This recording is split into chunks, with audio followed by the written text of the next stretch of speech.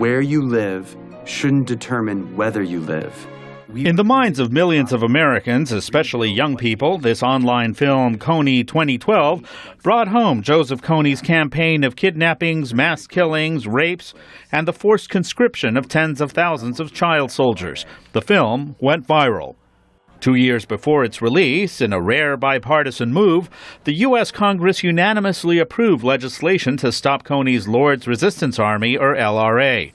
President Obama later ordered 100 U.S. Special Forces troops to Central Africa to help train and equip the Ugandan military and others to go after Kony and his campaign of terror.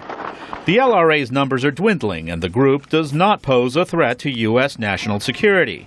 But Ben Kesey, head of Invisible Children, the activist group that made the film, says in a Skype interview he believes deploying U.S. forces is proper use of American military power. As one citizen of the country, I absolutely think it's in what I would define as our national interest to stand on the side of moral justice and the worst crimes against humanity.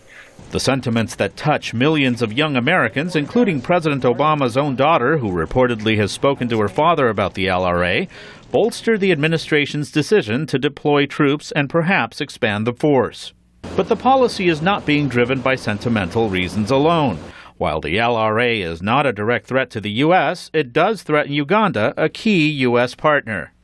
J. Peter Pham is an Africa analyst at the Atlantic Council Research Group in Washington, who says the real aim is to help Uganda.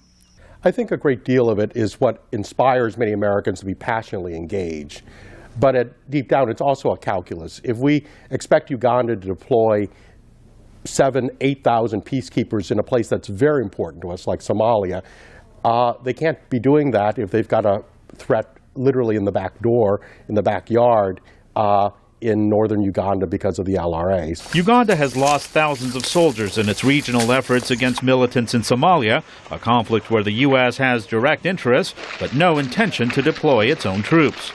In the U.S. calculus, supporting Uganda in its fight against the LRA is a small price. Discussions have been underway to expand the mission, and there has been talk of building an airbase in Uganda, a move that would have meant a significant boost in the number of U.S. personnel deployed. The Pentagon says there are currently no plans for such a base. Luis Ramirez, VOA News at the Pentagon.